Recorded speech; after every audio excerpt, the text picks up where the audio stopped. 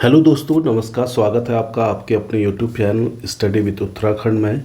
तो दोस्तों, हमने एक हिंदी की क्लास स्टार्ट की थी। वीडियो पटवारी लेखपाल और उत्तराखंड समूह गौ, इसके अलावा फॉरेस्ट गार्ड, उत्तराखंड पुलिस आदि परीक्षाओं के लिए, ठीक है, संकल्प सीरीज़ के नाम से, जिसका आज पार्ट 23 है। इससे पहले के पार्ट आपने नहीं देखे हैं तो देखिएगा ज़रूर। 22 पार्ट हो चुके हैं और निश्चित ही आपको आगे आने वाले एग्ज़ाम में यहाँ से काफ़ी मदद मिलेगी। इसमें आपके 20 प्लस प्रश्न रहते हैं, ठीक है। 20 तो प्रश्न होते ही हैं, उसके साथ एक्स्ट्रा फैक्ट जुड़ के 30 से ऊपर, ठीक है। तो इतने क्वेश्चन हो जाते हैं। तो देखिएगा आप लोग, अंत तक जरूर देखना वीडियो को। तो स्टार्ट करते हैं इसके पहले क्वेश्चन से। इसका पहला क्वेश्चन है निम्नलिखित वाक्यों में से सही वाक्य का चयन कीजिए, ठीक है। कौन सा इनमें से एक सही वाक्य है, बाकी सही नहीं है, ठीक है। तो पहले में कहता है तुलसी अवधि के श्रेष्ठ कवि और ब्रज भाषा के सूर हैं, ठीक है। तो ये तो गलत हो जाएगा।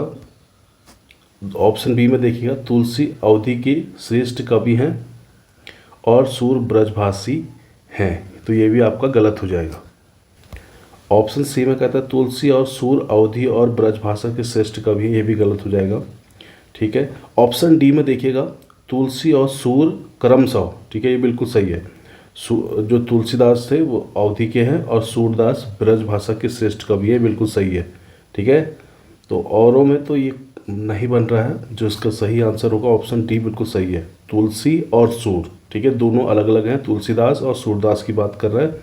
ये क्रमशः अवधि भाषा, यानी कि तुलसी अगर जब पहले है तो तुलसी की भाषा अवधि है, बिल्कुल सही, और सूर की भाषा ब्रज है, ठीक है, कि श्रेष्ठ कवि हैं, ठीक है। यहाँ पे मिसप्रिंट हुआ है, ये बिल्कुल सही वाक्य होगा इसका, ठीक।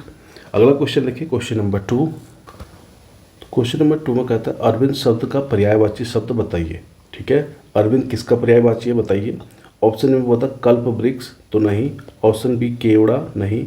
ऑप्शन सी बिल्कुल सही आंसर है कमल, ठीक है। कमल के और पर्यायवाची क्या क्या मैंने पिछले वीडियो में भी हो चुके काफ़ी, एक बार फिर से। तो कमल के हो गए, एक तो पंकज, ठीक है। उसके बाद से हो गया नीरज, जलज भी होता है, जलज, राजीव बोल देते हैं, ठीक है, कमल को राजीव, ठीक है। नलीन इम्पोर्टेंट है थोड़ा सा, नलीन हो गया। इसके अलावा पदम हो गया। अम्बुज भी हो गया, ठीक है। इसके अलावा पुंडरीक इम्पोर्टेंट हो जाता है, पुंडरीक, ठीक है। तो ये भी आपका कमल का हो जाता है, ठीक। इसके अलावा उत्पल भी कमल का हो जाता है, ठीक। इसके अलावा ताम्रस ये भी इम्पोर्टेंट हो जाता है, ताम्रस। सरसिज ये भी इम्पोर्टेंट हो जाता है, ठीक है। ऑप्शन डी की भी बात करें तो गुलाब की लिख लीजिए थोड़ा सा। एक तो स्थल कमल इम्पोर्टेंट है इसका, गुलाब का पर्यायवाची। स्थल कमल के अलावा गुल भी हो गया गुलाब का। पाटल किसका है, गुलाब का, ठीक है। शतपत्र ये भी आपका गुलाब के पर्यायवाची हो जाते हैं, ठीक है। चलिए अगला क्वेश्चन नंबर 3।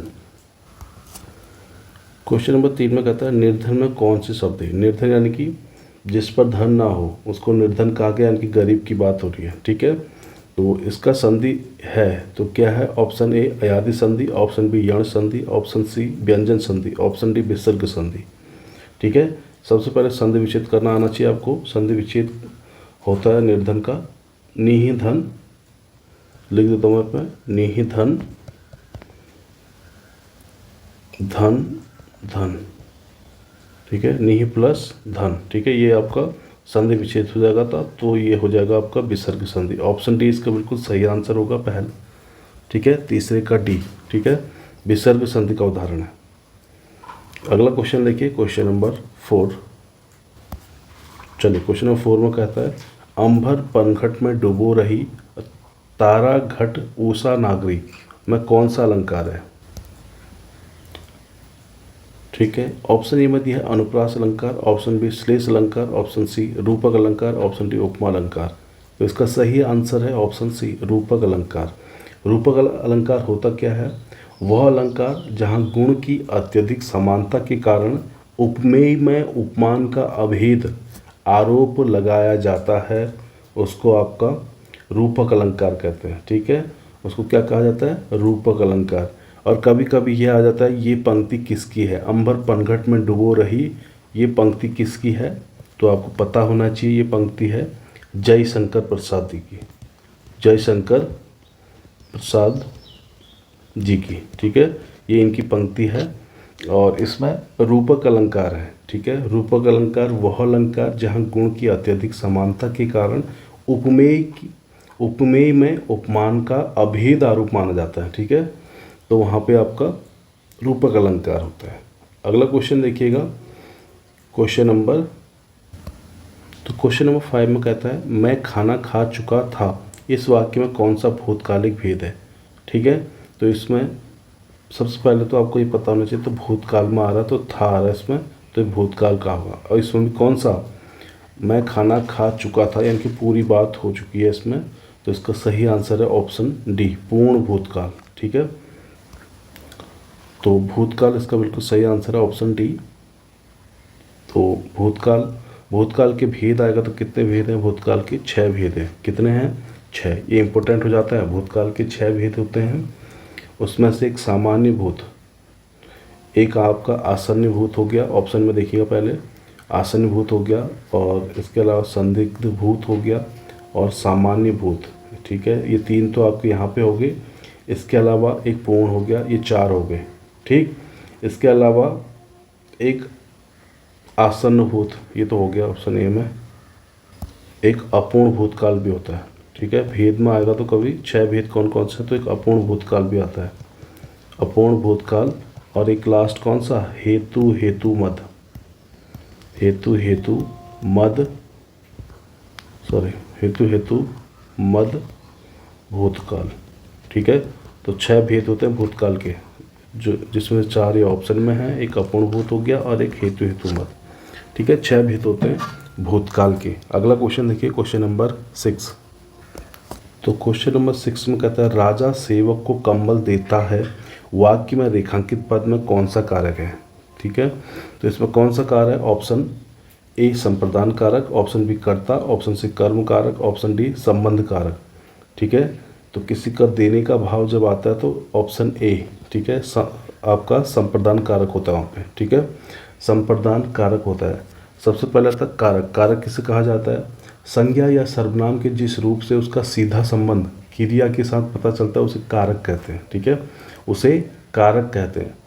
ठीक है, जो कारक को आप परसर्ग भी कहते हैं, परसर्ग। ठीक है, इनकी संख्या कितनी है? कारक 8 होते हैं।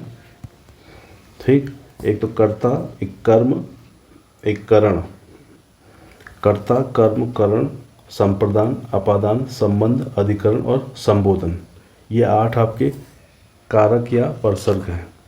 ठीक है, इसमें से संप्रदान कारक पूछा था। संप्रदान कारक जिसके लिए क्रिया की जाए, ठीक है, जिसके लिए क्रिया की जाए वहाँ पे आपका संप्रदान कारक होता है। ठीक है, मतलब किसी के हित की बात की जाए तो वहाँ पे संप्रदान कारक होगा आपका। ठीक, जैसे गरीब के लिए भोजन लाओ, ठीक है, तो गरीब की हित की बात हो रही है तो वहाँ पे आपका संप्रदान कारक होगा। अगला क्वेश्चन देखिए, क्वेश्चन नंबर 7। तो क्वेश्चन नंबर 7 कहता है ठठेरा शब्द का लिंग परिवर्तित कीजिए। ऑप्शन ठठेरिन, ऑप्शन बी ठठेरिनी, ऑप्शन सी ठठेरी, ऑप्शन डी ठठरी, ठठारी। ठीक है, तो ठठेरे का शब्द का स्त्रीलिंग होगा ठठेरिन। ठीक है, जो ठठेरा है वो आपका पुल्लिंग था, पुल्लिंग, तो ये स्त्रीलिंग क्या हो जाएगा? ठठेरिन। ऑप्शन ए इसका बिल्कुल सही आंसर है। ठीक, अगला क्वेश्चन देखो, क्वेश्चन नंबर 8 में कहता है उदय शब्द का विलोम शब्द छांटिए। उदय का विलोम ऑप्शन ए लाल है, ऑप्शन बी भाषित, ऑप्शन सी बलिष्ठ या ऑप्शन डी अस्त। उदय का अस्त, ऑप्शन डी इसका बिल्कुल सही आंसर है। ठीक, अगला क्वेश्चन, क्वेश्चन नंबर 9। तो क्वेश्चन नंबर 9 में कहता है ऊँट के मुंह में जीरा मुहावरे का सही अर्थ होगा। क्या अर्थ है? ऑप्शन ए बहुत अधिक खाने वाले को बहुत कम देना, ऑप्शन बी जानवर को दवाई देना, ऑप्शन सी बड़े प्राणी का सांत्वना देना, या ऑप्शन डी बहुत बड़े प्राणी का भोजन बनना। ठीक है, ऊँट के मुंह में जुर्म बहुत अधिक खाने वाले हैं और बहुत कम देना। ठीक है, बहुत अधिक खाने वाला है, उसे बहुत कम देना। ऑप्शन ए इसका बिल्कुल सही आंसर है। अगला क्वेश्चन देखिए, क्वेश्चन नंबर 10। तो क्वेश्चन नंबर 10 में कहता है ऐसा व्यक्ति जिसके आने का दिन और समय पहले से निश्चित नहीं होता, उसे क्या कहा जाता है? ऑप्शन ए अभ्यागत, ऑप्शन बी गणमान्य, ऑप्शन सी अतिथि, ऑप्शन डी असामयिक। तो उसका सही आंसर है ऑप्शन सी, जिसका दिन और समय आने का निश्चित समय ना हो, मतलब पहले से, तो उसको कहते हैं अतिथि। ऑप्शन सी इसका बिल्कुल सही आंसर है। अगला क्वेश्चन देखिए, क्वेश्चन नंबर 11। तो क्वेश्चन नंबर 11 में कहता है निम्नलिखित शब्दों में से तद्भव शब्द का चयन कीजिए। ठीक है, ऑप्शन ए प्यास, ऑप्शन बी प्रांगण, ऑप्शन सी उद्वेग, ऑप्शन डी आश्रम। तो इसमें जो तद्भव शब्द है ऑप्शन ए, ठीक है, प्यास। इसका जो तत्सम होगा वो क्या होगा? पिपासा। पिपासा इसका तत्सम होगा। ठीक है, चलिए अगला क्वेश्चन देखिए, क्वेश्चन नंबर 12। क्वेश्चन नंबर 12 में कहता है पवन का संधि विच्छेद कौन सा है? ऑप्शन है पौ धन अन, ऑप्शन बी पो धन अन, ऑप्शन सी पौ धन नौ, ऑप्शन डी पो धन अवन। तो इसका सही संधि विच्छेद क्या है? ऑप्शन बी पो धन अन। ठीक है, पो धन अन इसका संधि विच्छेद है और अयादि संधि का उदाहरण है। अयादि संधि का उदाहरण है। ठीक है, अगला क्वेश्चन देखिए, क्वेश्चन नंबर 13। तो क्वेश्चन नंबर 13 में कहता है निम्न में से कौन सा व्यंजन संघर्षी है? ठीक है, ऑप्शन ए हो, ऑप्शन बी मौ, ऑप्शन सी झौ, या ऑप्शन डी ठौ। तो संघर्षी व्यंजन है ऑप्शन ए। ठीक है, और संघर्षी व्यंजन क्या होता है? संघर्षी क्या होता है? जिन व्यंजनों के उच्चारण में हवा के दो उच्चारण स्थानों के बीच से घर्षण या रगड़, ठीक है, ये खाकर बाहर निकलते हैं, उसे क्या कहते हैं आप? संघर्षी व्यंजन कहते हैं। ठीक, इनकी संख्या कितनी है संघर्षी व्यंजन की? तो 4 है। तो कौन कौन से 4 हैं? एक तो आपका तालव्य स हो गया, एक आपका मूर्धन्य स हो गया, पेट कटा जिसको बोलते हो आप। इसके अलावा आपका दंती स, ठीक है, सीता वाला स। उसके बाद से हो, ठीक है, ये भी आपका संघर्षी है। इसी को आपका काकल्य, काकल्य भी कहा गया हो को। ठीक है, काकल्य। तो 4 आपके संघर्षी व्यंजन हैं। ठीक, इनको बोलते समय मैंने बता दिया आपको, श्वास में रगड़ महसूस होती है। ठीक है, रगड़ महसूस होती है। इनके अलावा संघर्षी व्यंजन और भी है, जैसे विदेशी भाषाओं के शब्द जो आपके व्यंजन हैं, जैसे खौ, खौ पे नीचे क्या लगता है? नुक्ता। तो ये भी आपका संघर्षी में आता है। ठीक है, बोलने में भी देखना जौ, ठीक है, इसके नीचे भी नुक्ता आएगा। उसके बाद से फौ, तो ये भी आपके संघर्षी व्यंजन होते हैं। कभी आएगा एग्जाम में तो ये भी आपके संघर्षी होंगे, पर नुक्ता जिनमें लगा होगा, खौ, जौ और फौ। ठीक है, 3 आपके ये भी हैं। एक आता है स्पर्श संघर्षी। वो स्पर्श संघर्षी क्या होते हैं देखना, उन व्यंजनों को भी देखो। स्पर्श संघर्षी ये कौन से व्यंजन है? देखिए, स्पर्श संघर्षी में च हो गया, छ हो गया, ज हो गया और झ हो गया। ये भी ये आप क्या हो गया आपके स्पर्श संघर्षी। इनके उच्चारण में पहले स्पर्श होता है और फिर संघर्ष, दोनों। ठीक है, इनके उच्चारण बोलने में पहले स्पर्श होता है और फिर संघर्ष होता है। ठीक, और संघर्षी मैंने बता दिया आपको कि क्या होता है संघर्षी। ठीक, चलिए अगला क्वेश्चन देखिए, क्वेश्चन नंबर 14। ठीक है, 14 क्वेश्चन बोलता है ठिठुरता हुआ गणतंत्र इस व्यंग्य संग्रह के व्यंग्यकार हैं। तो कौन है व्यंग्यकार? Option A Maithili Sharan Gupt, option B Bhavani Prasad Mishra, option C Dharmveer Bharti, या ऑप्शन डी हरिशंकर परसाई। ठीक है, ठिठुरता हुआ गणतंत्र व्यंग्य संग्रह है ऑप्शन डी हरिशंकर परसाई जी का। ठीक है, जीवन परिचय इनकी कुछ और रचनाएं थी, जैसे सदाचार का ताबीज, सदाचार का ताबीज, ये भी इनकी एक रचना थी। इसके अलावा प्रेमचंद के फटे जूते, प्रेमचंद के फटे जूते, ये भी एक इनकी रचना थी। वैष्णव की फिसलन, ये भी इनकी एक रचना थी। बैष्णव की फिसलन, ठीक है, ये भी इनकी रचना हो गई। अपनी अपनी बीमारी, अपनी अपनी बीमारी, ये भी इनकी एक रचना थी, ठीक है। इनके कुछ उपन्यास भी थे, ठीक है। उपन्यास क्या था? ज्वाला और जल, ज्वाला और जल, ये भी इनकी एक उपन्यास थी, ठीक है। और रानी नागफनी की कहानी, रानी नागफनी की कहानी, ये भी इनकी क्या थी? उपन्यास था। ज्वाला और जल भी उपन्यास था, रानी नागफनी कहानी, और एक और थी तट की खोज। ये 3 इनके क्या थे? उपन्यास थे। तट की खोज, ये भी एक उपन्यास था, ठीक है। चलिए, इसके अलावा देखिए बहुत सारे और रचनाएं भी थी इनकी, अगले वीडियो में देखेंगे। फिर अगला क्वेश्चन देखिए, क्वेश्चन नंबर 15। तो क्वेश्चन नंबर 15 में कहता है भारत सरकार जिसे गजट में प्रकाशित करती है उसे कहते हैं, क्या कहते हैं? ऑप्शन ए परिपत्र, ऑप्शन बी आज्ञा पत्र, ऑप्शन सी सूचना, ऑप्शन डी अधिसूचना। भारत सरकार जिसे गजट में प्रकाशित करती है उसे कहते हैं ऑप्शन डी अधिसूचना, ठीक है, अधिसूचना। अधिसूचना का उद्देश्य क्या होता है? कभी उद्देश्य आएगा तो इसमें सरकारी नियमों, नियुक्तियों, स्थानांतरणों, अवकाश या कानूनों की जानकारी जनता तक पहुंचाना होता है, ठीक है। यही उद्देश्य है किसका? अधिसूचना का। एक बार फिर से सुनना, इसका उद्देश्य सरकारी नियमों, नियुक्तियों, स्थानांतरणों, अवकाश या कानूनों की जानकारी जनता तक पहुंचाना होता है, ठीक है। इसी को आप अधिसूचना कहते हो। चलिए अगला क्वेश्चन देखिए, क्वेश्चन नंबर 16 में कहता है अयोग्य व्यक्ति को आदर देने के अर्थ में लोकोक्ति प्रसिद्ध है। अयोग्य व्यक्ति को आदर देने के लिए ऑप्शन ए चौबे गए छबे बनने डूबे ही रह गए, ये गलत हो जाएगा। ऑप्शन बी चोर चोर मौसेरे भाई, ये भी गलत हो जाएगा। ऑप्शन सी छछूंदर के सिर पर चमेली का तेल, ये बिल्कुल सही आंसर है इसका। अयोग्य व्यक्ति को आदर देने के लिए छछूंदर के सिर पर चमेली का तेल, ऑप्शन सी राइट आंसर, ठीक है, बिल्कुल सही आंसर है इसका। अगला क्वेश्चन देखिए, क्वेश्चन नंबर 17। तो क्वेश्चन नंबर 17 में कहता है रिमाइंडर का हिंदी अर्थ क्या होगा? ऑप्शन ए पहचान, ऑप्शन बी शुभकामना, ऑप्शन सी संपादकीय, ऑप्शन डी अनुस्मारक। रिमाइंडर मतलब अनुस्मारक, ऑप्शन डी इसका बिल्कुल सही आंसर है, याद दिलाना किसी को, अनुस्मारक, ठीक है। ऑप्शन डी बिल्कुल सही आंसर है। अगला क्वेश्चन देखिए, क्वेश्चन नंबर 18।